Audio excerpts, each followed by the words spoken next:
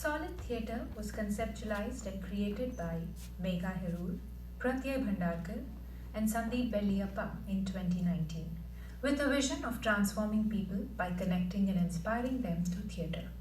We are a 501c organization and have successfully brought few plays to you already. The play we are presenting to you today, The Incomprehensible, was written by playwright S. N. Sethuram in Kannada. It was translated and adapted to English by Megha Herur. This play holds a mirror to our society and people's behavior, where the notion of justice and moralities are blurred. While justice can be defined through legislation and codified law, morality is more of an eluding concept based on faith. Laws can be amended, but the faith cannot be altered. All of us are very clear and have conscience. We know what we are doing. We are very clear as to what we want the world to perceive us versus what we truly are. We see many instances in history which make you wonder about this. When General Dyer killed thousands of people in Jallianwala Bagh, his country stood by him and celebrated him. But the main question is, as a human being, did he ever regret it? Or did he think he was providing justice? The goal of this play is to appeal to our human conscience and to evoke it. Nature has created humans so they exist perpetually. Nature wants humans to die when they eventually die. Alas, we do see a lot of dead men and women walking around today. Once the human conscience is awakened, we will clearly see what's our priority. What's important to us? The world's priority to us or our true self? Do we feel secure being in shackle because we are used to it? Is the freedom granted to us more of a burden than a joy? Are we actually civilized as we claim? The measures we define to call ourselves civilized, should they need to be revised? With this deep thought, let's sit back, relax, and enjoy the play. Ladies and gentlemen, Solid Theatre presents The Incomprehensible.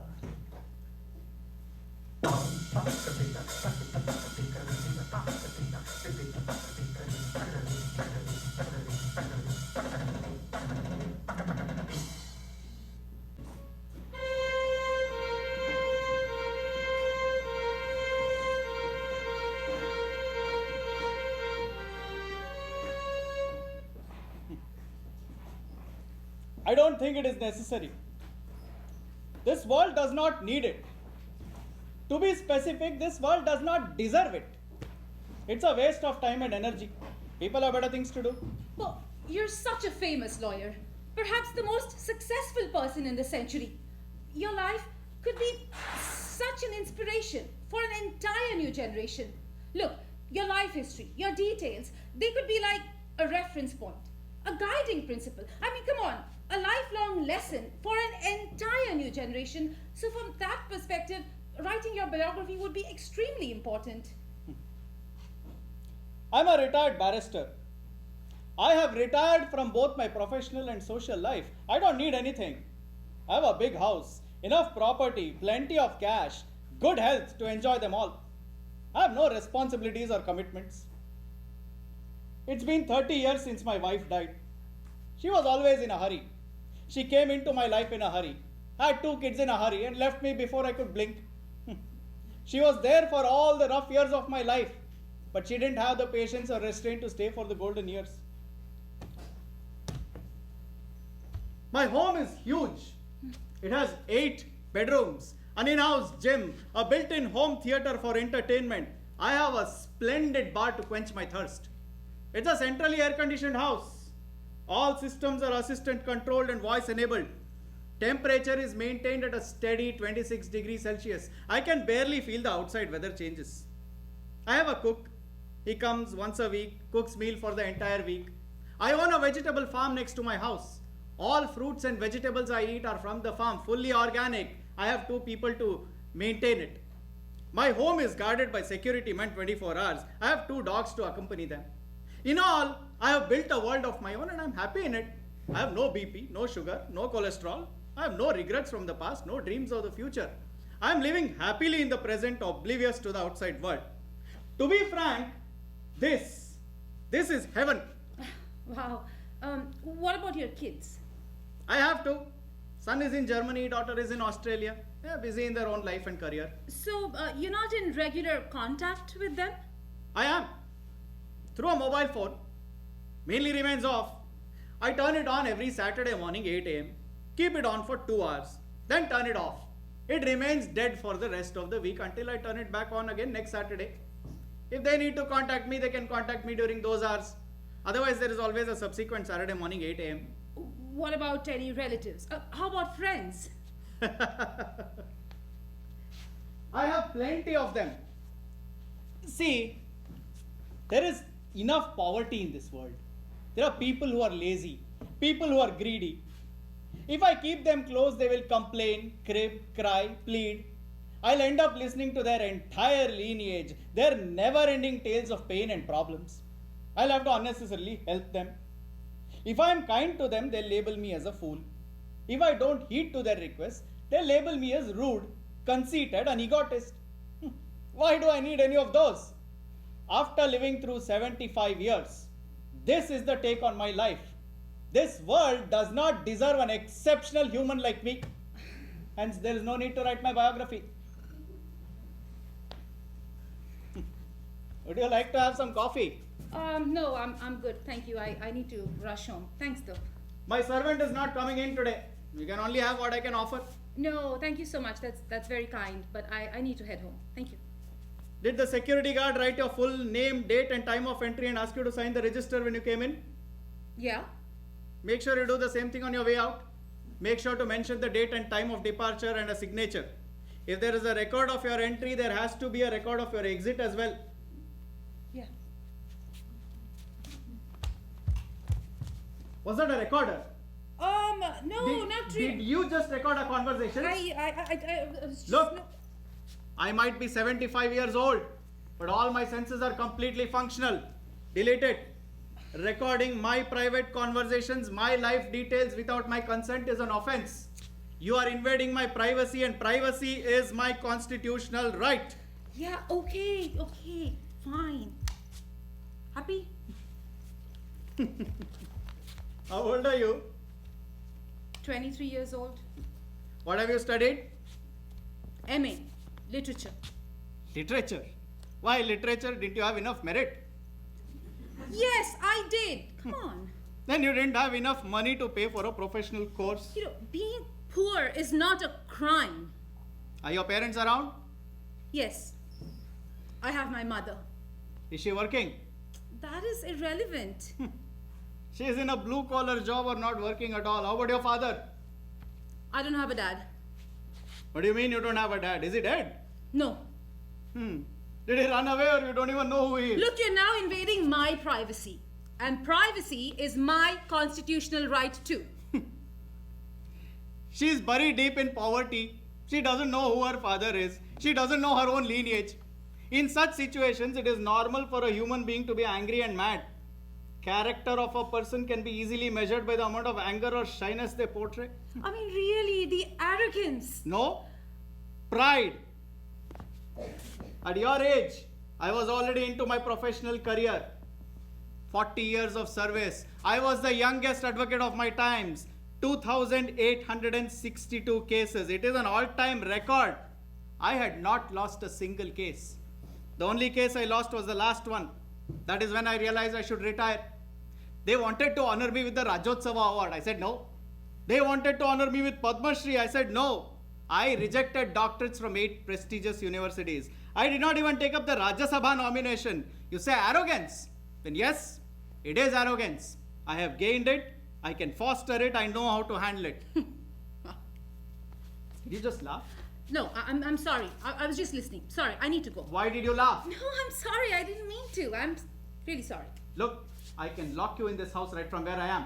You cannot just laugh and walk away. Spill it. Okay. You reminded me of the story of Angulimal, this dacoit who lived during the times of Buddha.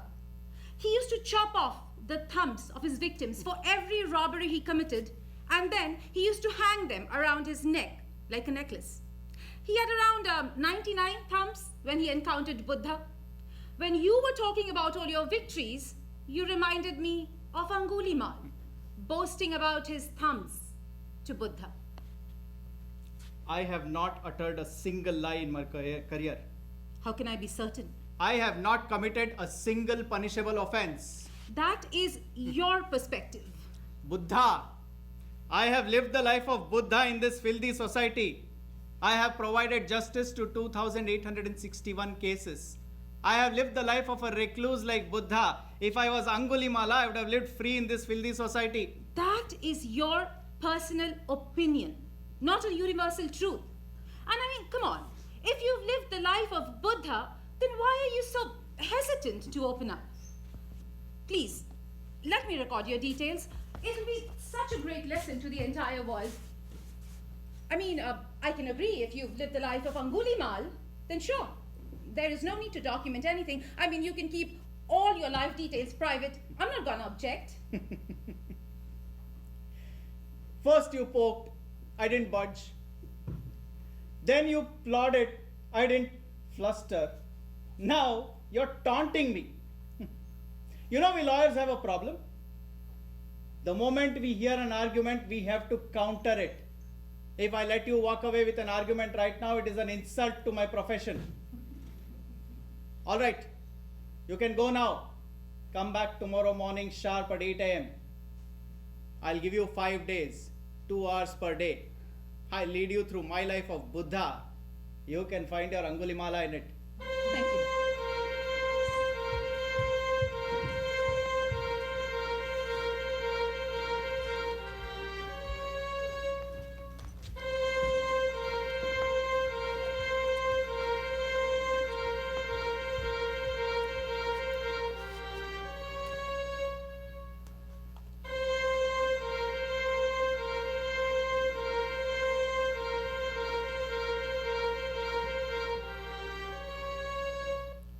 I swear to tell the truth, complete truth, and nothing but the truth.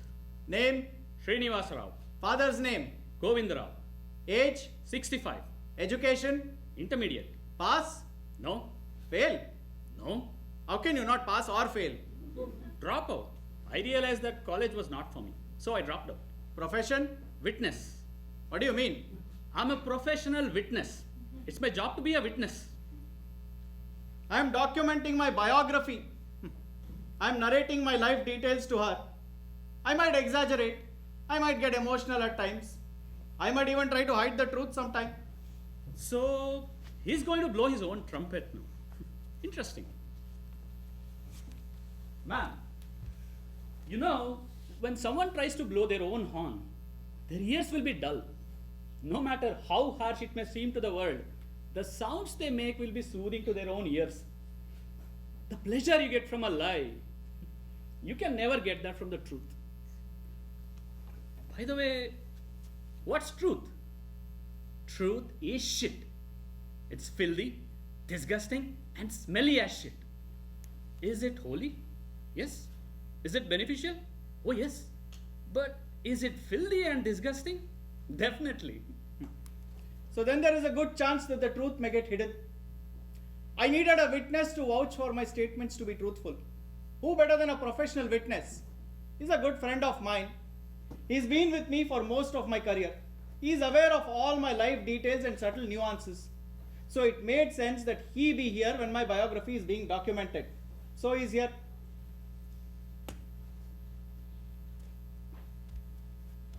I was born on February 20th, 1947. I was born in a small town called Hole Narsipur near Mysore. It was the only government hospital in town which had a lady doctor.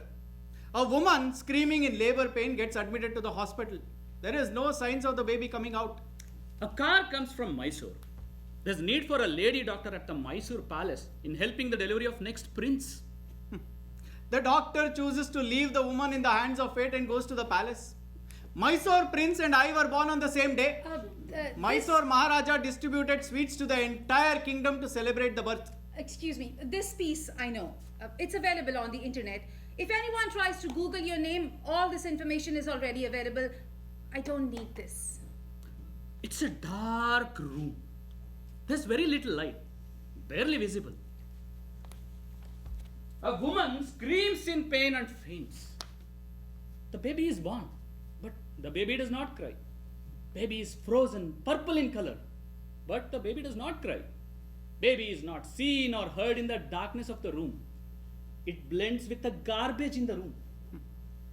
My father was standing in the line at the taluk office to get the sweets distributed by the Maharaja. Irresponsible idiot.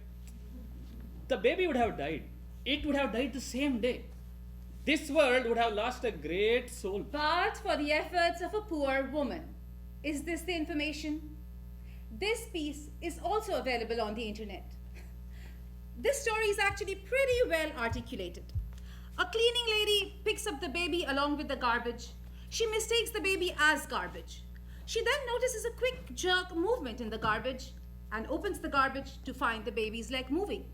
She recognizes her mistake and quickly rushes out to get some milk to feed the baby. This is not what I'm here for. I'm here to get a soulful narration of your life, not such mundane details. My father was a primary school teacher. Salary was just 4 rupees. He had a bicycle, had a big wheel, no seat, no mudguard, no tire, no brakes. Cycle just ran on the rim. With just 4 rupees salary, his dad used to spend 1 rupee on the cycle repair, 50 paise on tobacco. So 2.5 rupees remained. So you got all the leftover rice, milk, curd from your neighbors. You also used to get a lot of free grains and vegetables from the neighboring farmers, and this is how your household was running. Is this the information? This is also available on the internet. I mean, come on, can you guys tell me something that's not on the internet? A 75 years old, famous lawyer who said no to Padma Shri, who said no to Rajya Sabha nomination. In such an interesting personality's life, I mean, isn't there one single instance that is worth documenting? Frankly, this is a bit ridiculous.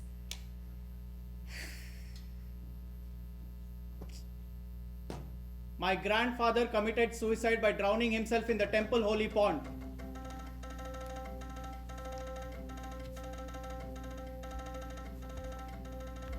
Yes, he committed suicide. He was an excellent swimmer, the best among 10 villages. Such an amazing swimmer committed suicide by drowning himself. I was 15 or 16 years old. I had just completed my intermediate. I was a bright student. I had got good merit. If I had to study further, I had to go to metro cities like Bangalore or Mysore. We were neck deep in poverty. I have 6 younger sisters. My mother had 10 children, 7 alive, 3 dead. My father used to tutor kids of a rich grocery store owner in the village.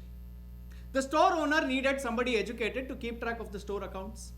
My father was very keen. He wanted me to work there. I could have made 2 or 4 rupees, could have helped our family.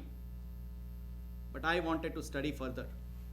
I could not give up on my dreams so easily. I knew pleading with my father was of no use. So one day, without informing anybody, I picked my bags and went to my grandfather's village. He walked to his grandfather's village. He walked 32 miles. His grandpa lived in a small village. He was the temple's head priest there. The only source of income were the tips that people gave him when they visited the temple, say a few paise or a rupee. He was allowed to keep all the fruits and vegetables that were grown around the temple. Only thing that was in abundance were kids. If his house had 7, his grandfather's had 14. I put my proposal in front of my grandmother. She could barely understand. She gave me a hot roti and put some butter on it. I told my grandfather I wanted to study further. The man laughed so hard. According to him, I was already a great man because I had completed high school. It was night. We had our dinner. I slept next to my grandfather. I woke up around 4 a.m. It was dark. Everybody was still sleeping. It was quiet. I picked my bags, went out through the back door and went to the nearest railway station. I took the first train which brought me to Bangalore. Since then, I did not look back at the village for 3 years. It was only after my graduation that I went back. That is when I found out my grandfather committed suicide just 2 days after I left. Village fair. The village fair was scheduled to happen just 3 days after he left his grandfather's house. During the fair, the deities of the temple had to be adorned and decorated with jewelry. The temple had around 2 kgs of gold jewelry. Usually the jewelry used to be at the panchayat's house. That week, the panchayat had to go out of town. So for safety, He kept the entire jewelry at the priest's house. This kid was visiting his grandpa. He had a lot of dreams in his eyes. When he expressed his dreams, nobody encouraged him. That night, the grandpa was sleeping next to his grandson. The kid wakes up in the morning, sits up, looks around. It's completely dark. But there was something sparkling in the corner. The kid gets curious, slowly goes to the corner. And what does he see? A bag. Slowly opens up the bag. And what does he find? Gold! Temple's gold jewelry. This kid had a lot of dreams in his head, spirit in his heart, and a bag of gold in front of him. Now he gets a chance to fulfill his dreams. Slowly packs up the bag, walks quietly through the back door, and goes straight to the railway station. It was a mistake. It was robbery. Inadvertent error. But it was wrong. I did not have the discretion of what is legal or illegal at that age. It doesn't matter. It's still an offense. Why don't you understand? I was 15 years old.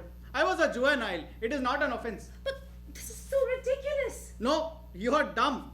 You do not know the law. I was 15 years old. I was a juvenile. Was it robbery? Yes. Was it wrong? Yes. Was it a sin? Yes.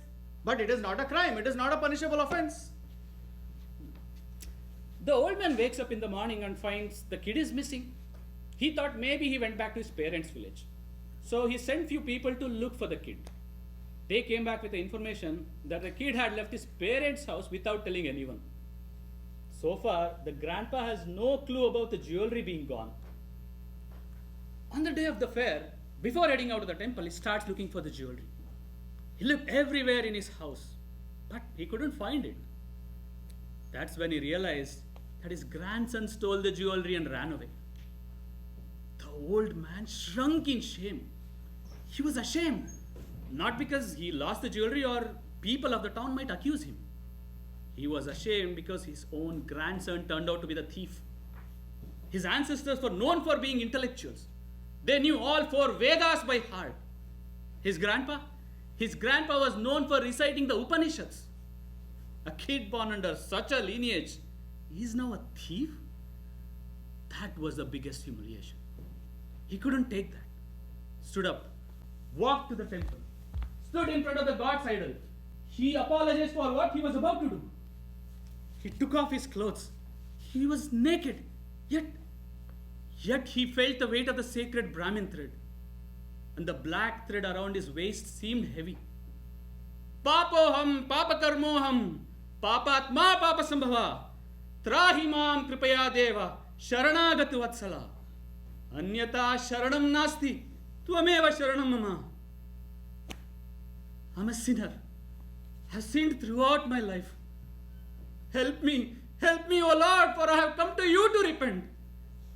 There's nowhere else for me to go. You are the only hope. He was a 6-foot tall guy, well built. Yet he walked naked out of the temple towards the holy pond.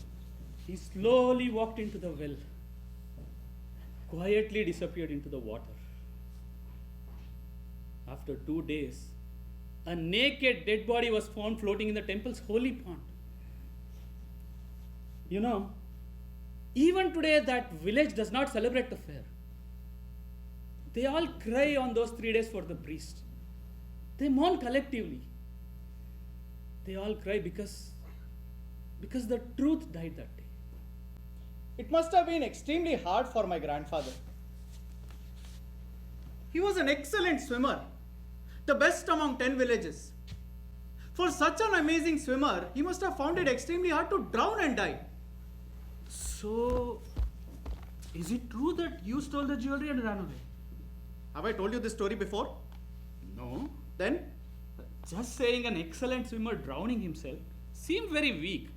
So I cooked up some story to make it more interesting. So it is true that you stole the jewelry and ran away. Let's continue this tomorrow.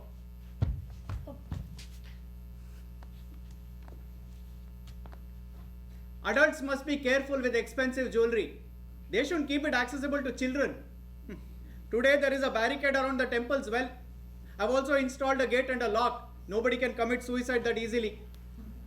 I've spent enough money on temple restoration. I've donated enough jewelry. I've done it all using my own hard-earned cash. We keep the jewelry in the bank. Nobody can steal it that easily. Yes, it was a sin, but there has been enough penitence for that committed sin.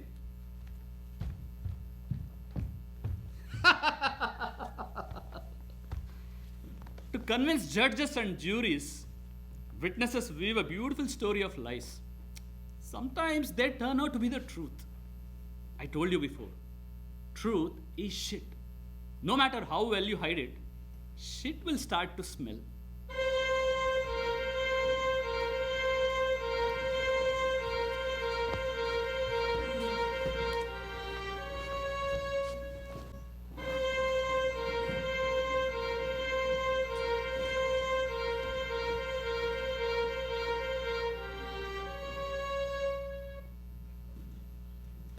We were in a relationship. What is wrong in saying that? Please do keep your biography to the tales of your life alone. Please don't drag me into this. How is that possible? What's being written is a biography. It needs to have the truth, complete truth. It's easy for you to come clean. No, it's much easier for a man to get naked. A man gets naked in ease, gets naked in arrogance. When he's in a hurry, when he wants to satisfy his need. Man gets naked in aversion too. It's not the same for a woman. Men want to remain an open book, completely unwinded. It's always the women who have to hide. Look, please document your truth, not mine. It would be difficult. I was 50 years old when I first met you. I was a high court lawyer. You were a beautiful and attractive young girl back then. Even now you are. You joined me as my junior. You slowly became my partner. You became part of all my happiness and glory. For the rest of my career, you were the center of my attention. My wife had died. My kids were away in their own world. You used to be in front of me 24 hours a day. My biography would be incomplete without mentioning you. Just stop at that. What do you mean? Just document that I came in as your junior. I was part of all your cases. I became a partner in all your victories. Just stop at that. It would be wrong. No, that is the truth. I know it is the truth, but then there is more to it. It is certainly not the complete truth. Lawyers must not lie. There is no law that says that you must state the complete truth. This is not the same case, ma'am. This is a biography. It needs to have dirt and filth in it. Scandals are even more important. You see, what's a human being? Filth. It starts right at childbirth. At birth, it's equally important to separate the child and surrounding filth from it. Throughout life, all we do is create more filth. Even when we die, within few minutes, we become filth. Human existence is felt through its filth. Only thing that is clean is our toilets. That too, we keep it hygienic. You see, if only the truth gets documented, then it becomes history. If it has dirt and scandals throughout, with some truth sprinkled here and there, then it becomes a good biography. An experimental truth is a good biography. It has dirty lies, sex, scandals, robbery, along with some truth. So this biography needs dirt and filth. So you imply that I am filth? It might be hard to accept, but isn't that the truth? I was invited to warm his bed, to give him pleasure. I was considered clean. But a few moments later, I become filth. Of course. Isn't that what gets generated after your actions? Can you even say something like that? Enough! That's enough!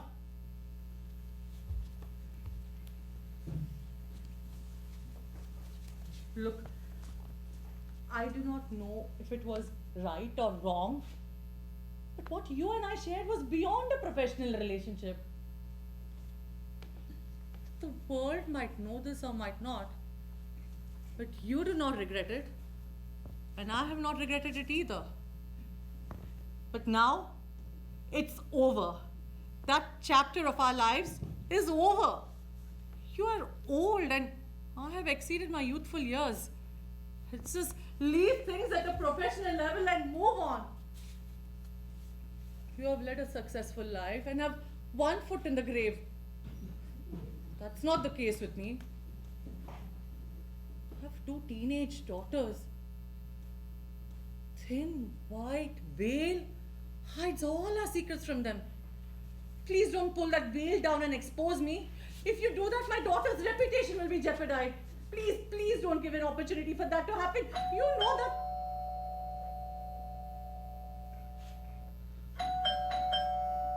Oh. Looks like the journalist is here. I will be inside the kitchen. You. What are you doing here? Sitting down? Get up. Let's go. Lawyers and the witness have one big weakness: the addiction to talk. Lawyer speaks a lot, but will not give out any crucial details. The witness also speaks a lot, but whether or not he gives out any crucial details, he will definitely make sure to say a whole lot of non-relevant things.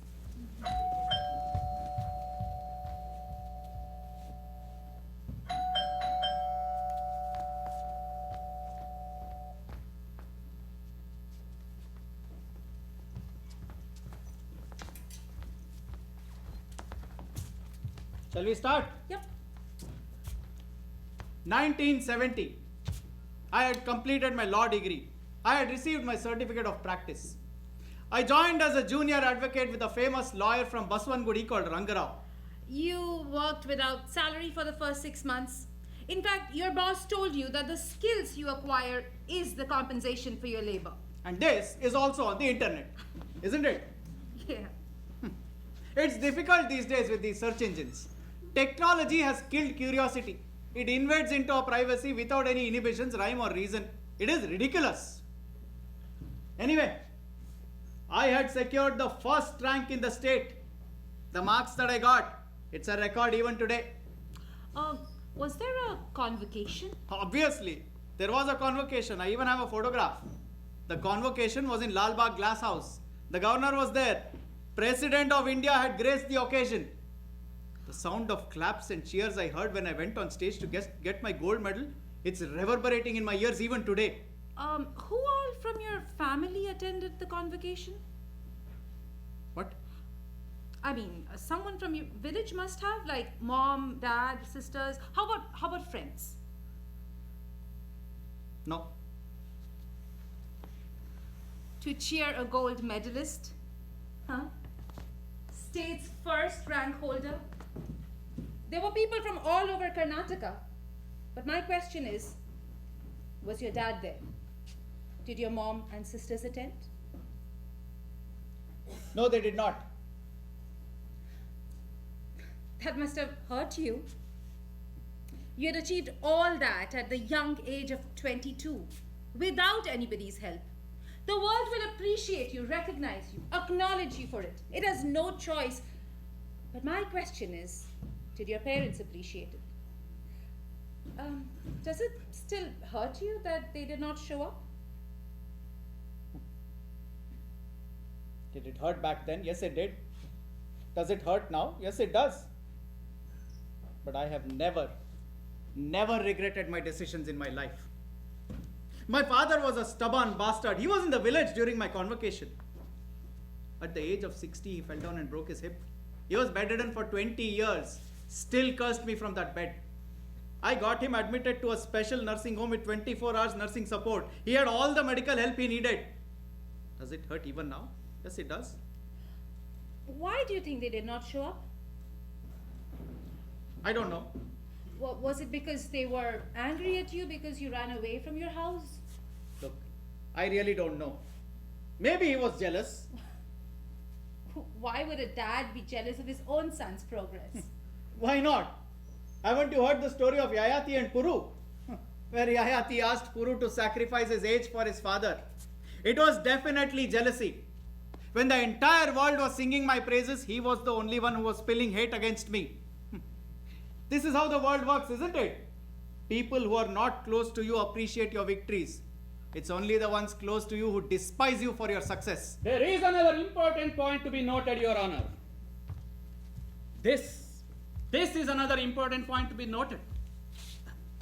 I'm sorry. I'm a professional witness. it's very hard for me to keep quiet. Glories and victories built on the foundation of lies are never worth celebrating. You see, his dad didn't have a problem with his gold medal, state first rank, or even him running away from home. What bothered his dad was him stealing the temple's children, him being responsible for his grandfather's death. He ran away from home, but back in his village, his parents and sisters had to go through police inquiry for the lost jewels. They were humiliated, forbidden from attending the village festivals. His dad lost his job because of the police inquiry. He had to do physical labor to support his family. His mom had to become maid to support his dad. They had no appreciation for his victories. They despised him. Is this true? Storytelling. This is my sheer imagination. Whatever this guy is saying, is it the truth? I kept him in a special ward for 20 years. I've spent lakhs on his medical expenses. All I'm asking is if this is the truth. Is what he's saying the truth? Oh my God. Whatever I said so far is true? Just imagine, I'm a professional witness. I failed to concoct a story, coming up with all the truth now. Can you make this story a little more interesting? Can you please shut up and go inside? It's okay. Please, let him stay here. I need him. He's just making up his own stories. He's lying. If it is a fake story, then why are you so scared? This man talks nonsense. Okay, let him say his version of the story. You can approve it as sensible or not. Okay? I mean, unless of course you're scared. His dad was old. He had broken his hip, mainly the pelvic girdle. When he heard the news, he went back to his village, got his dad on an ambulance, and admitted him to the best hospital in town. This is still a story. Be with me. The orthopedic surgeon said, this is a very simple case. They can do a small operation and insert a bolt. His dad was healthy, no BP, no sugar, no cholesterol. So he could get better within 3 weeks. But this man refused. He wanted his dad to suffer. He wanted to get his vengeance. His dad was healthy. All his senses were functional. Only problem was the broken hip, so he couldn't sit or move around. But as the doctor said, with a simple operation, he could have been better within few weeks. But this man let his dad suffer on a hospital bed for 20 years. While his dad was in agony, this man was in a state of excitement. His dad could not take that any longer. Refused to eat. Started throwing away food. The nurses, they mercilessly tied him to the bed. He was in a lot of pain. Started developing bed sores from sleeping on the bed through the day. He couldn't sit. He couldn't move. He could not eat. He could not bear that suffering. And one final day, took his last breath. Finally, Yama, the Lord of Death, had to give him justice.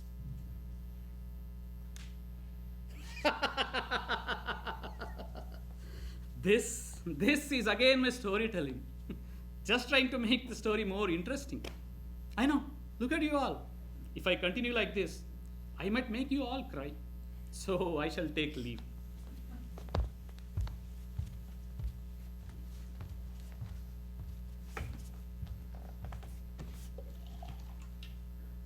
Shall we proceed?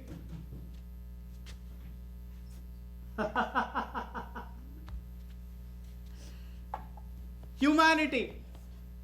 The moment you hear an emotional story, your heart is bound to feel heavy. Your emotions turn into tears. Do you really want to know why my grandfather committed suicide? Because he couldn't bear the humiliation you caused him. No. Then? Because he was a fool. Yes, he was a fool. This world only cares about justice and injustice. Virtue, sin, all these matter only to God. Instead of taking his own life, he should have hired a lawyer. Instead of getting naked in front of God, he should have come out with the truth in front of a lawyer. He would have lived. So the jewelry was stolen. The old man did not steal it. There would have been an inquiry. Where is the record that the village panchayat left the jewelry in the old man's house? When there is no record of the jewelry being dropped off, where is the proof it was stolen?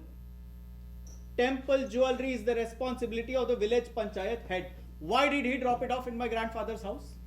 Which means the village panchayat head failed to keep up his responsibility. It was a small village. Where is the record that there was 2 kg worth of jewelry? When the whole existence of jewelry itself is in question, talking about its disappearance is purely ridiculous. Now let's assume, for argument's sake, that there was jewelry.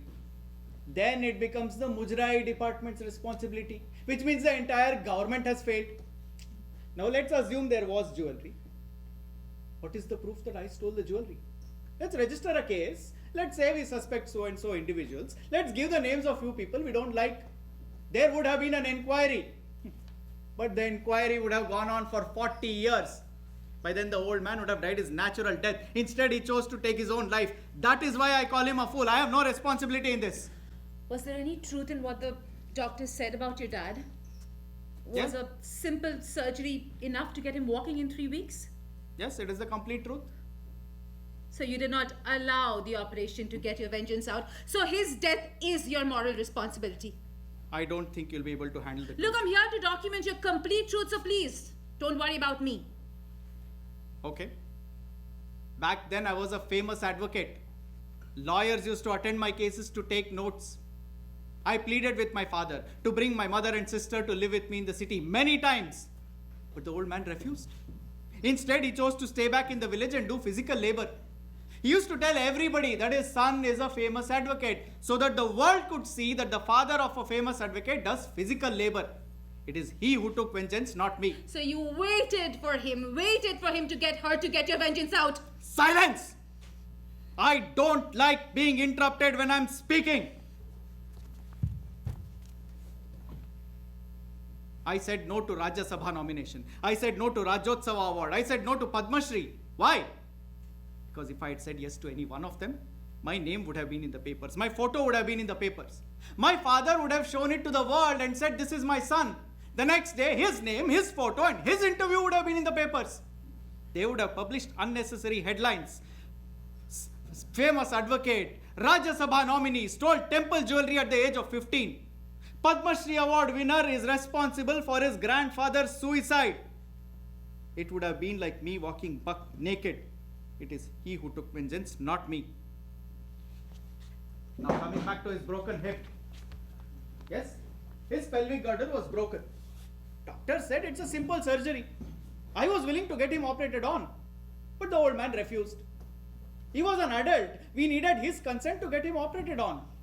Getting him operated on without his consent would have been an offense. Being a criminal lawyer, I could not commit such a felony. I thought of bribing those doctors under the table. They hesitated. As a criminal lawyer, I have argued on behalf of my clients who are criminals and against police officers. It was natural I had enemies in the police department. I did not want to cause any problems for myself. I have got criminals released in a matter of days. If my intention was to torture and kill my father, I had better means to do it than rely on a hospital. He became mentally weak. He started hitting nurses and ward boys. He's my own father. He brought me into this world. He took me on his shoulders and showed me this world.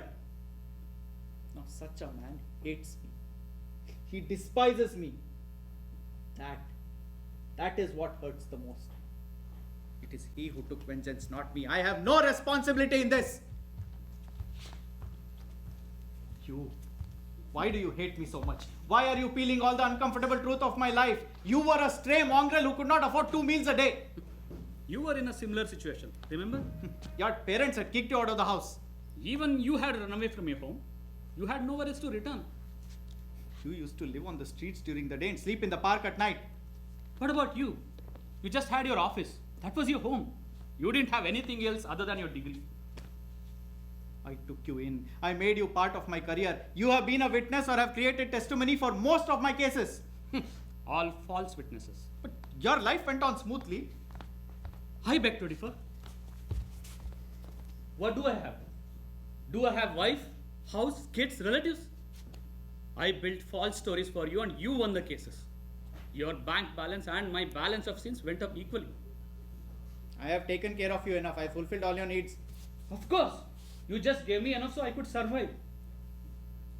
He looked after me like an ICU patient, giving me exactly what was needed, not a penny more or less. He raised me like a bonsai plant, ripping away all the unnecessary roots and fed me enough so I could grow as much as he wanted me to grow. He gave me food and clothing, yes. But he kept me in his office room so I could attend to his office duties in the morning, give him company in the evening, and act as a watchman at night. He didn't give me any money, so I could not dream of anything more. He did not give me permission to dream. I'm sick of such a dog's life. Now you know why I hate you. You kept your soul clean and shit on mine. Truth is shit, isn't it? So your soul is filled with truth. Whatever clean is a toilet, so my soul is a toilet. You told her the story of my grandfather. I have proved that I have nothing to do with it. You told her the story of my father. I have given her enough explanation. I have no responsibility in it. They both are dead, not here. So the arguments are all just yours. It's easier to convince. So why don't we talk about people who are alive? No, let's not go there. You have been a parrot all your life. You have repeated exactly what I have taught you. Today you want to be a free bird. Do you have anything of your own to say? Please don't taunt me. You witnesses, you exist because of we lawyers. It is not the other way around. I'm sorry, ma'am. Please forgive me. This man at the peak of his career misbehaved with a lady. He is a womanizer. No, I had her consent. In the office chamber, he sexually harassed a 22-year-old woman. She was like his daughter. Correction. She was not like my daughter. She was my daughter's age. I was 50 years old. I was a famous lawyer. I had fame. I had money. The world was in my hands. I had not lost a single case. Was I arrogant? Yes, I was. Even gods have given into arrogance. We humans are mere mortals. I'm a man, a famous lawyer, I have plenty of money and no bad addictions. Did I like women? Yes, I did. We famous people have a problem. We cannot fulfill our needs using escort services. Every move of ours is being tracked. One wrong move and I can end up being a headline. So there is an inherent need to be godlike. It's an extremely hard mask to wear. A beautiful and attractive young girl of age 22 walked into my office and joined me as my junior. Those days it was very difficult to find a woman lawyer in the office. Her working desk was in my chamber. She used to come in early in the morning, stay late to complete work. She used to walk with me to the courts. Whenever she walked with me to the court, every other lawyer stared at her without blinking. Such a beauty was with me. When she looked at me, she barely blinked. Her smile was seductive. Her walk was like an angel. She had fallen for me and she had given enough indication she wanted me to. I am a human. My body has needs. Situations and circumstances presented itself with an offer I could not resist. She was a helpless girl. She was not underage. You cheated her. I didn't go chasing after her. She came to me. But you did continue this affair post her marriage as well. She didn't refuse. Listen, this is immoral, okay? It's not a crime. You exploited her. No, she exploited me. What? What did she have other than her age and her beauty? I had fame, I had money, I was a famous lawyer. She saw me, she thought this is a perfect fish to catch. She cast her hook. He's old, there is no danger, he's not going to do anything to spoil his reputation. And there is enough money, I can use my beauty to extract it all. The house that she lives in, it's completely paid off by me. I personally stood and got her married. I've got a shopping complex in her and her husband's name, the rent for which goes directly into their account. She was not competent. She would not have made it anywhere if she had practiced on her own. For every case I won, I've given her 30% of the fees. I've paid for her kids' education. I'll even pay for their marriage. I've been paying enough money for an affair I had long time back. Just like Matsya Gandha who caught Shantanu's eye. Even before he could blink, she became his queen. But for his kingdom, why would such a beautiful Matsya Gandha fall for an ugly Shantanu? She saw it profitable. She sold her body.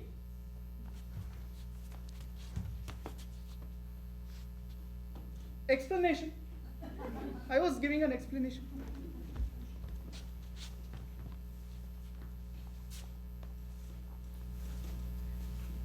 What he has said till now has been recorded. Then what I say needs to go on record as well.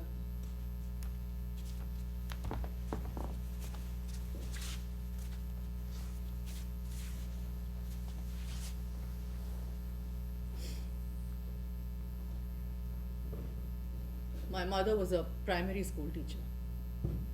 She was not that beautiful. But the man she married was a handsome, good-looking man. My father was jobless. My mother used to say that I have my father's features. I have no memory of my father. He left my mother and me when I was just 2 years old. Apparently, he wanted to become a monk. He ran away, but it was my mother who had to suffer. She was accused every single day of being a woman who had left her husband. A woman who could not keep her husband happy. She could not take all that and wanted to move to a place where no one knew us. That is how we came to this town. I have no memory of how my childhood went. I was so immersed in friends, school, games. When I came into my teenage years, I grew tall like a tree. I was immensely beautiful. Even when I looked at myself in the mirror, I could not take my eyes off myself. Teenage girl, a good-looking teenage girl, and there is no sight of a man in the house. All she had was a mother, a weak, helpless woman. And to top it all, there was poverty. So you can just imagine how many men had an interest in me. Everyone, right from my college lecturers, to the boys who delivered milk, to the newspaper boys, even my house owner, all looked at me with lust in their eyes.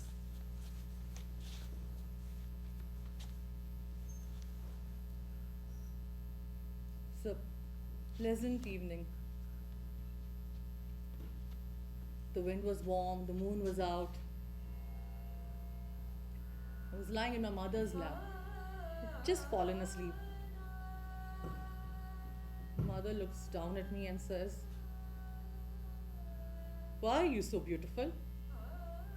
Why were you born with such beautiful features? Maybe I should just throw some acid in your face and make you a bit ugly."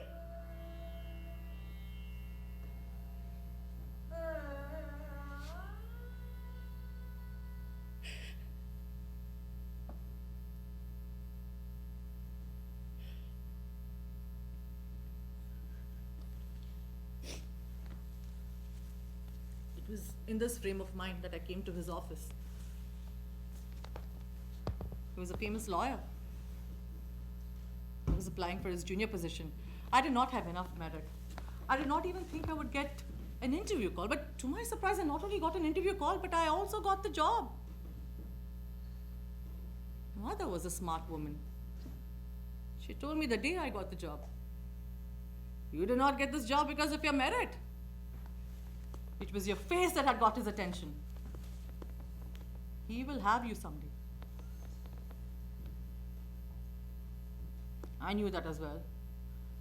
But I had to survive in this world. I had managed to stay safe so far. I thought I would manage going forward as well. He used to taunt me, poke me, tease me. But I was strong. I never let that get to me, and I never gave in. I made him my God, adored him, respected him, and kept him out of my reach. I knew he was a lustful human and no God, but he had to maintain that image of God that I had given him. That is how he was able to maintain balance and restraint with me.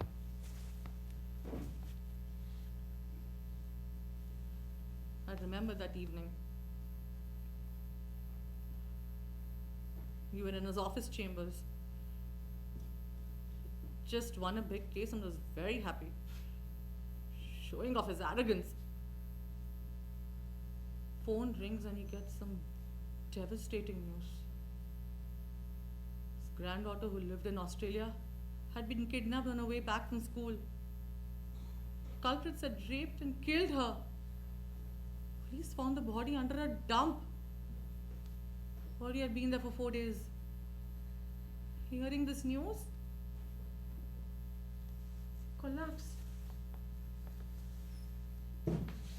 Curled up like a baby, was crying and screaming.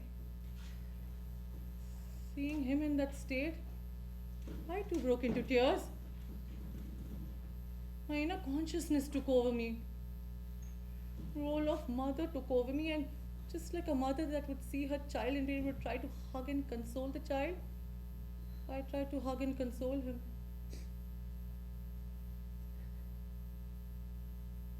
But he took advantage of my emotions. Before I knew, it was all over. Made my mom's prediction come true. That day, the emotions I had towards you was that of a mother.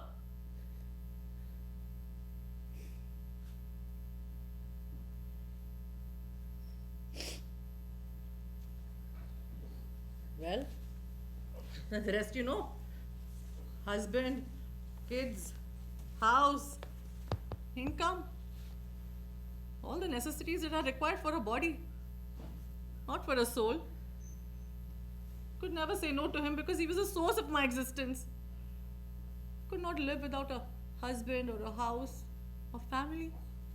You know, social status. Body gets used to it. But the soul suffers every single time. I have 2 teenage daughters. It's like walking a thin tightrope. People are constantly looking at you, clapping at you, looking at your waist, looking at the bare legs of your girls. I ask you, is this all society sees of a woman? Is this all we mean to you?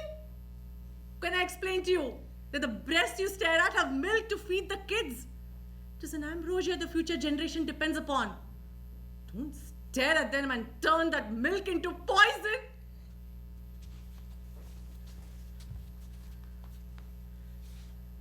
Look, I'm scared. 2 teenage daughters. I have a husband who's close to my heart. I will be okay if the truth comes out, but what about my kids? I'm completely naked in my stories to you. Please use your judgment when you document your story. Just remember that I have 2 teenage daughters, and bear that in mind when you write your narrative.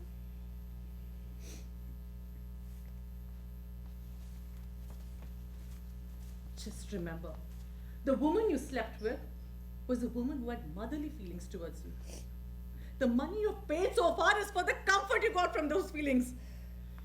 You have the capability of justifying everything, right? Let me see how you will justify this now.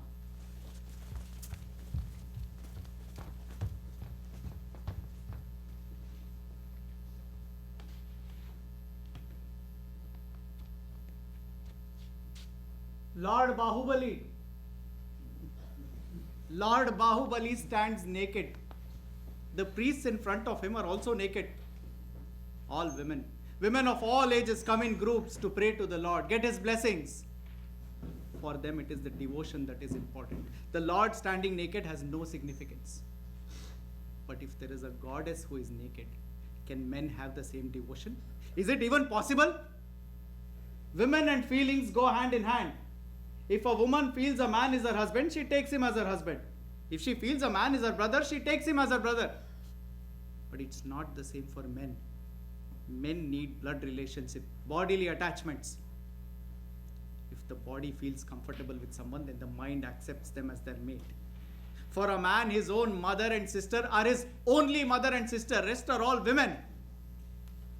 She is just a woman. She is not my biological mother or sister. She is not underage. She came into me with her own consent. It is not a crime. I have no responsibility in this.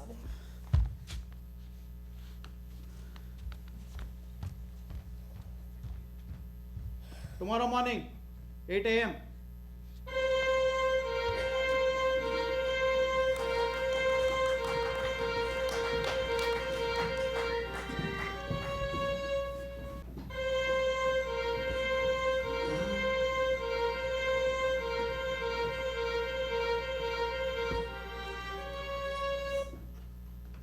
You need me to perform your last rites. You won't attain mukti without me performing the rites. When did you come? I landed early morning. He is here to make sure he gets his side of the property. Inheriting a father's property is hard if you don't perform his last rite, so he is here. Don't dream about my death, son. I'm only 75. I don't intend to leave this planet until I hit 100. I heard the news that your biography is being written. I heard you're saying stories true to your soul. What's a soul? Conscience. This man has lived all his life suppressing his conscience. And now you're trying to bring that back to life? Be careful. That might knock him off completely. He's afraid, so he is here. He's heard that his father is narrating his story to a girl 1/3 his age. That would have interested him. He wanted to find out if that is exactly what his father is doing with this girl or if there is something else under the hood that could jeopardize his property. That scared him. He flew in immediately. I landed at 3:30 in the morning. I was at home by 4:30. Your watchman refused to let me in. I had to convince him of my identity. A son had to show his passport to their watchman to convince him to let him into his dad's house. It has been 20 years since you visited me. I had no clue of you coming. I'm an old man living in this huge bungalow. Isn't it dangerous? What if it is some stranger at the door? Watchman was just doing his duty. He was following my orders. Oh, it did not end there. This old man did not even open the door. Obviously, I had no clue of you coming. How do I know if it is my son or some stranger at the door? Isn't it dangerous? Even if it is my son, why did he come at this hour without informing me? The fact is, 1/3 of all famous people have been killed by their own sons. You are like Yayati, who snatches the youth from his own son in exchange for his old age. What could Puru have done? As I told you, the first enemies of all crowned kings are their own sons. I am sorry. I think I have enough material for today. I'll come back tomorrow. Thank you so much. Please! My mom did not die. It is not a natural death. He killed her.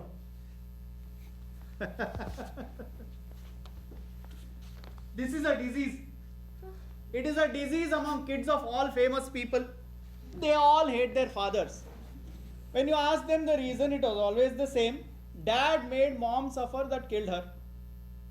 She died because her time was up. Abortion. It's a forced abortion. She died due to forced abortion. I didn't ask her to get pregnant. I was 45 years old. I was a high court lawyer, preparing to become a Supreme Court lawyer. I was very famous. My wife comes and tells me that she's pregnant. Having a kid at the age of 45 did not seem appropriate to me. Wouldn't I have been a laughing stock? Don't get me wrong. When you're a normal human being, you can have anything at any age. Nobody cares. But once you become a celebrity, people expect you to have things at the right time and at the right age. If anything goes out of sequence, we have to hide it. We have to get rid of it. Oh, was she Kunti? Did she get pregnant through a blessing? She was my wife. Pleasure is a man's right. It is a woman's duty to please her man. Getting pregnant was her responsibility. If she made a mistake, she had to correct it. She had to get rid of it. She was 5 months pregnant. 5 months! She should have told me before. Every time I asked her, she nodded her head. She said everything is okay. As a wife, it is her duty to ask the husband if it is okay to have another baby. When you give the title of a master of a house, it is your duty to ask the master before making any big decisions. She should always remember she is the wife of a celebrity. She enjoyed all attention she got being the wife of a famous advocate. She should have been more careful. We were already 2. One more kid would not have hurt you. Look, after a certain age, you should not have kids. Anything going out of sequence will have a huge impact on how people will perceive you. Too much noise in the house will sound like banging vessels. Oh, is it? But there can be such noise outside the house? Of course, there can be 10 outside the house. That will add a different shape to the character. Wife of a celebrity, mother of 2 kids, the devotional kind, has a lot of gratitude. She will be adored and worshipped by people. Whereas a man is a master of his house. He is an aristocrat to the outside world. He will run his courtship in the morning and wander around town in the evening for his pleasures. He is a man first, then the rest of the roles, father, brother, husband, son, all these follow later. I need to play the role of a man successfully every single day and enter and exit out of the other roles as time permits. If I cannot play the role of a man successfully, rest of the roles have no meaning at all. I'm a man. I've lived a man's life. I've commanded and demanded like a man should command and demand. I have no regrets. I can play with kids, but the wife has to prepare the kid. It should have diapers on. It should smell good. I don't like it when kids piss on me. You're a monster.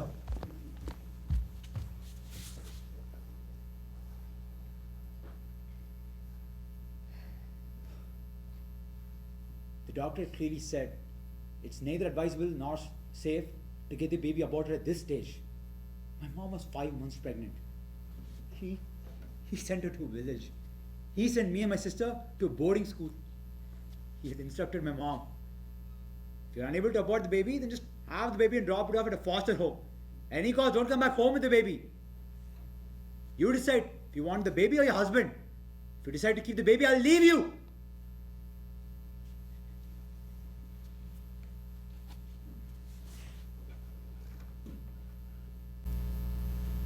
I was 14 years old. I had school vacation.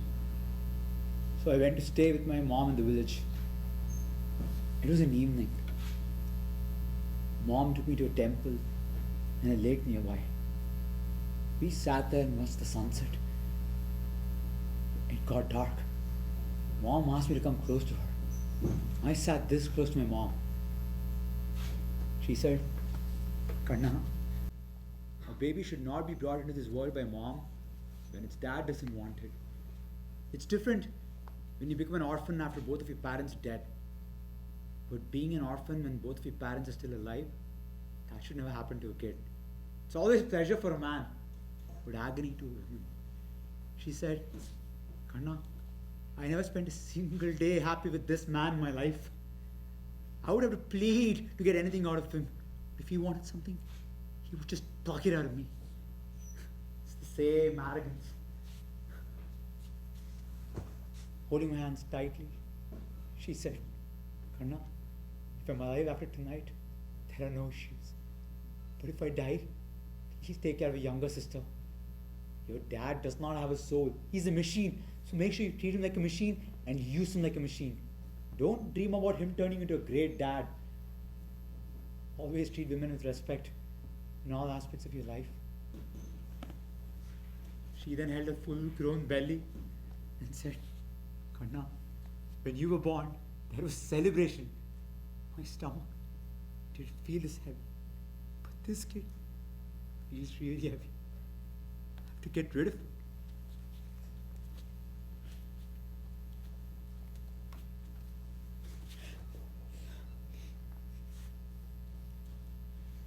There's a small hut outside the village. It had a low, dim light.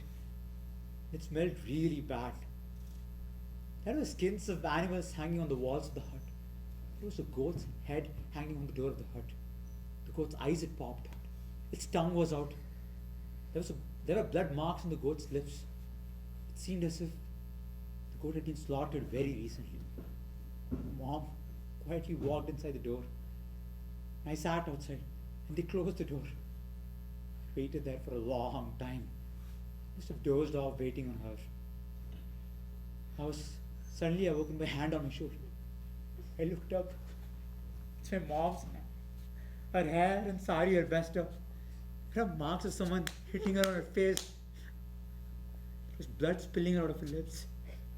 Eyes had popped. To be honest, I couldn't differentiate much between the goat's face and my mom's face. She walked slowly, keeping her hand on my shoulder. She was weak, very weak. She was in so much pain. She was about to faint. Her sari was drenched in so much blood. It appeared black in the moonlight. She was dripping blood all over the roadside. We reached the lake. Just sat down near the lake. She just lay there quietly. She put her head on my lap. Just as a cow widens its eyes right before it dies, she had widened her eyes.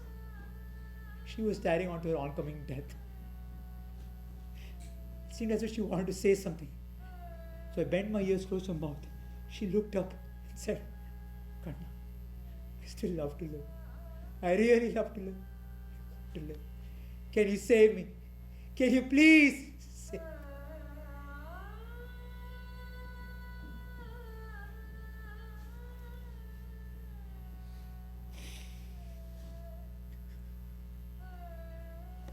The sun was slowly about to rise. There were ants on my mom's sari. Mom had taken her last breath. You know, I never got married.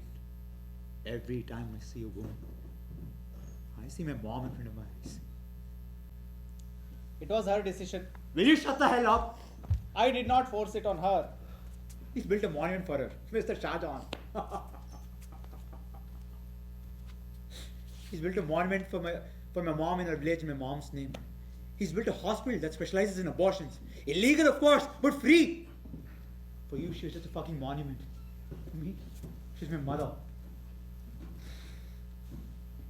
I've come here on a 2 months leave. I'm just waiting for an opportunity. One opportunity.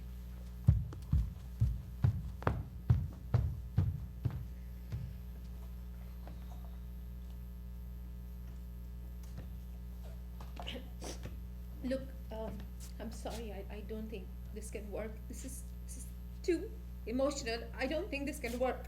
I agree. This won't look good in a biography. It has too much of cruelty and melodrama. This cannot be documented in a biography. What kind of a human being are you? Is there like no remnant humanity left in you anymore? I am not a human. I am a celebrity. I am God. I did not take the title. These people gave it to me. Have you ever seen Rama or Buddha cry? They both became famous after leaving their wives. No! They did not become God because they left their wives. They became God because they did not go keep another woman after they left their wives. I'll come back tomorrow morning, 8 a.m. sharp, to finish this off.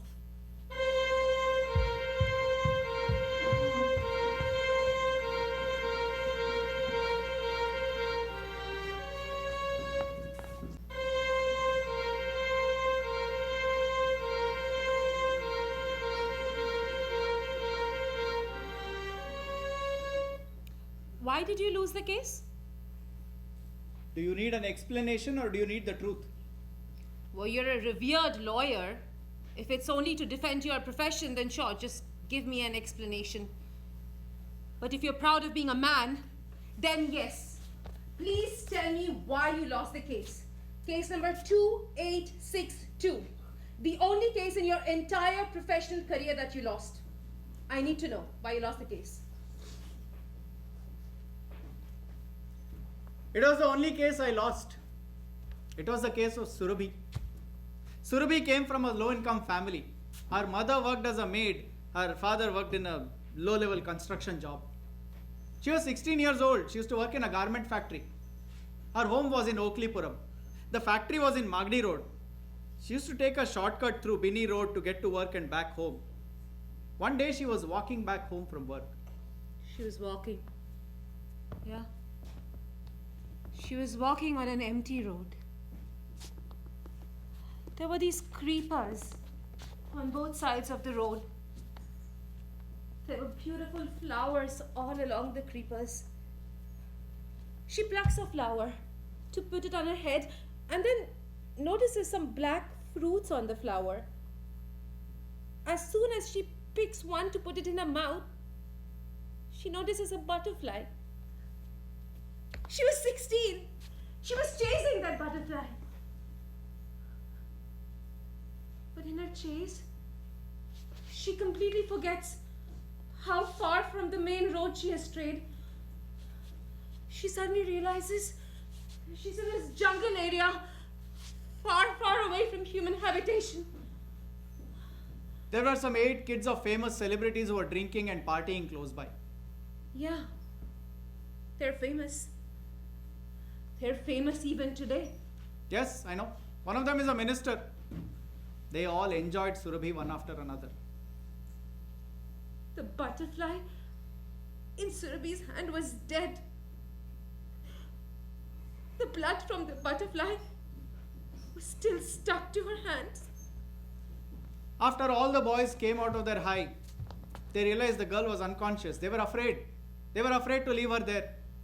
They put her in the car boot and drove around town for 3 days to find the right place to dump her. They had tied her hands and stuffed their socks into her mouth. They finally dumped her near an open drain and escaped. Thankfully, she was still alive but unconscious. Somebody found her and admitted her to the hospital. It became a police case. And that was around the time. That was around the time when you became a household name. You stood for Surabhi. You said you wouldn't take any money and will fight this case as a public prosecutor. You even proclaimed that you will make sure that Surabhi gets justice and all those 8 men are punished for their crime. Right? I was already a famous lawyer. I had fame, I had money. Standing with Surabhi and government made me famous socially. Every organization wanted to honor me with titles. That is when the Rajya Sabha nomination and the doctorates, everything around the same time. So you got the Rajya Sabha nomination for the case you lost. Why did you lose the case though? What? Why? Why did you lose the case? Winning or losing a case is not in the hands of the lawyer. It is the judge who decided the case was weak without much evidence. But it was you who created enough evidence for the other party to win. Look, the boy was going to be a minister. His father was already a corporator. The government was not willing to take the case to the High Court. I personally put my own money and took it to the High Court. Unfortunate, we lost it there. She's just 40, you know. But she already looks like she's crossed 60. She never got a job. She never got married. But yes, she had a baby. And then she had to get into prostitution to take care of the baby. Look, I personally took the case to Supreme Court. They sent it back to the High Court for re-verification. Unfortunately, a lot of the case evidences was burnt in a fire accident. We lost the case. Well, the evidence was burnt and the case was lost. But the mother still survived. Surabhi is my mom. And she is still alive. As evidence of her rape, I am still alive. Can you please tell me now why you lost the case? You should see her, you know. Her lips are about to split open. When you kiss them, blood spills out of her lips. Her teeth have completely gone yellow. It looks like some rock that has collected enough algae near a lake. I've got to get her whole head shaven because there's always some dirty pus or infection running down her neck. I have to tie her clothes all around her body because she can barely recognize herself when she's naked. And like a small baby, she keeps pulling and tearing at those clothes. Imagine this. A bald head, large, popping eyes, dark, yellow teeth, low-hanging breasts, a big tummy, and wounds wounds all over her body. Kids around our area keep chasing and running after her, calling her Mother India. Mother India.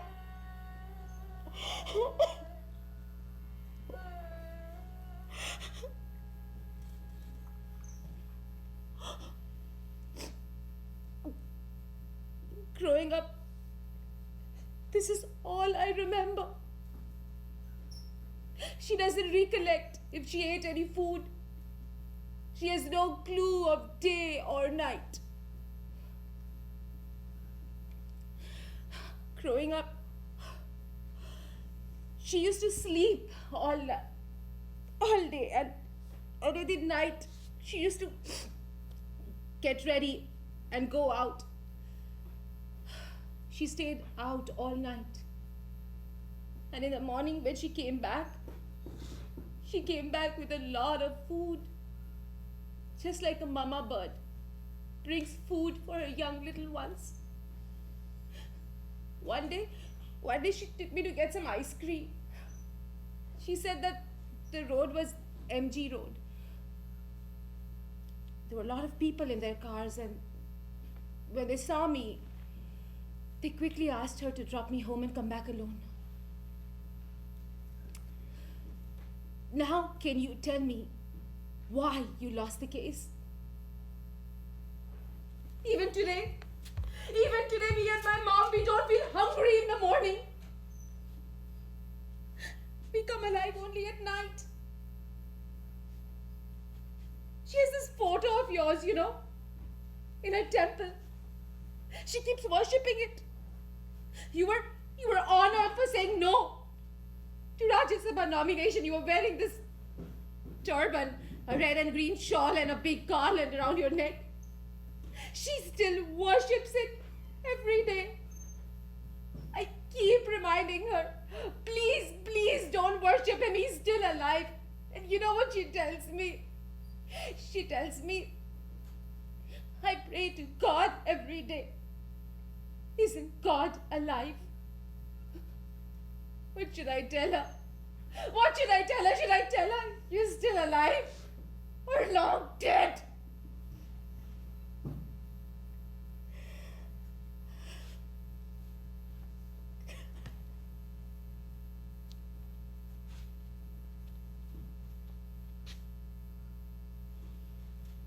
It was a police case. All the 8 kids were arrested. Among them was a prime suspect. His father was a corporator. They all came to my house that night. They begged, they pleaded. They were willing to pay any amount to save themselves. I checked the case details, examined all evidences. Experienced mind in me said that winning the case for the boys was impossible. My soul was dead already, but the human was still alive. I volunteered to fight the case for Surabhi and the government. I shall be the public prosecutor. I shall be the special public prosecutor. Fighting, arguing, and winning the case for the boys was impossible.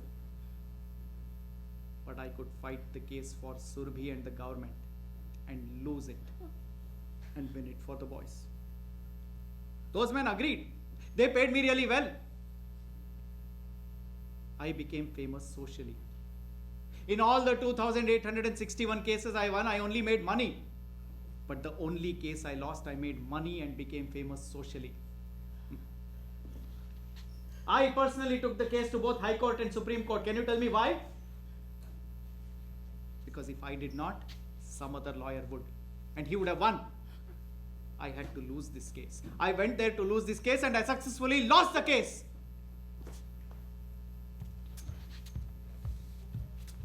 So you recorded everything. Now you want to share it with the world? Go ahead. Share it. Nobody is going to believe you. Because if they believe you, then all the titles, the Rajya Sabha nominations, the Rajyotsava awards, everything becomes a lie. They do not want to believe they have made a mistake. Getting the title of God is hard, but once you get there, no matter what filth you do, they just call it a new avatar. There is no punishment in this world. I am in heaven. Please invite me for your book release. I shall do the honors. You don't even have a soul or conscience. Why would I write your biography? Then write history about me. You write history about Buddha, not about Angulimal. You don't deserve to have any history written about you. I've deleted all your conversations. Good, good. I owe you one for this. Ask me what you want as a favor. I need a job.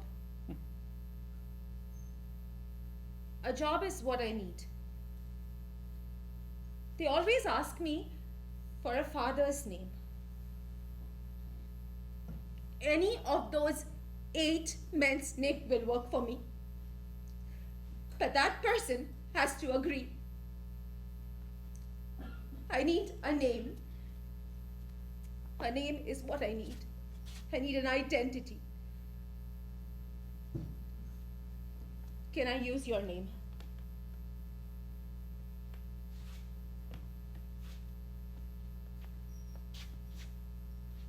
Look, I have plenty of cash. I'll give you some. I'll write a property in your name. No, I don't need your money. I need a name. I need an identity. And you need guts for that. You need a kind heart and not a devious mind. All this money of yours is from sin. You can never put it for any divine cause. You need to use it only to do penance. Let this property of yours be destroyed. You will never have a peaceful death, and your soul will be wandering around like a ghost.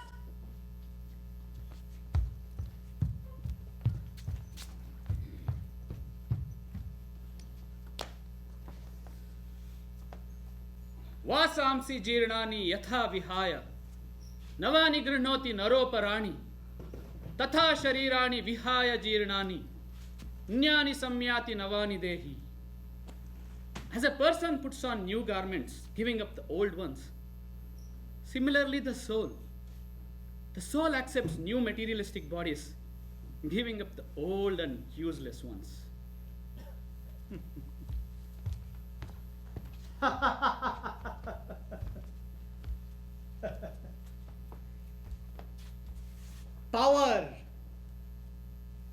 Power grows in the heart like lard in a pig. Justice is truth. Law is just an inference. Law is the domain of the brain, but justice needs heart, a very big one. I know, devils always quote the scriptures better, but that does not make it right. I know I am not right. But as they say, it is the saints who are buried in their past, but the sinner always has a future. Yes, I am a sinner. No regrets, no regrets.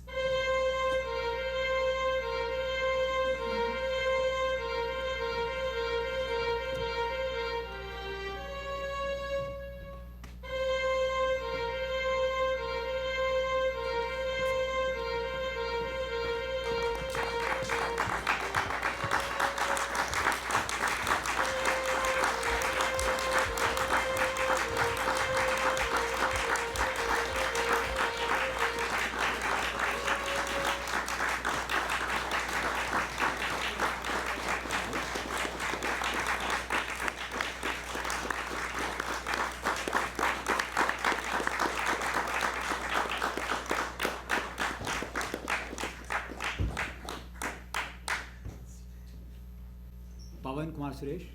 Anju Prakash. Sumant Shantaram. Roshni Datta.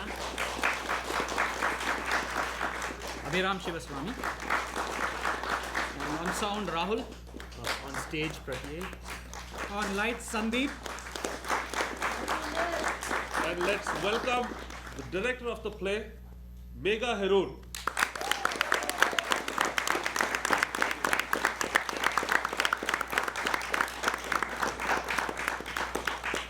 Thank you all for choosing to spend your Saturday afternoon with us. And thank you again from bottom of our heart for spending your time with us.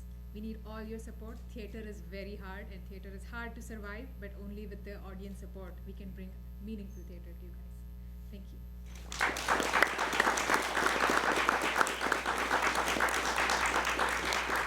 Along with the people you see here, we have a lot many who contributed. You know, it takes a village to pull off a show. We have on the video Sachin Patan-Shetty. We have photography Srinivas. We have makeup Vidya, she just left. And then on the audio, it was Shlagya, she's in India, and also Akshay Raghu on the drums. And we have Chaitra, who helped us with the ticketing, and my husband Praveen Herur, who also has no choice but to help me. Thank you all. The cast will be there outside to talk to you, but thank you again for coming and being part of our journey.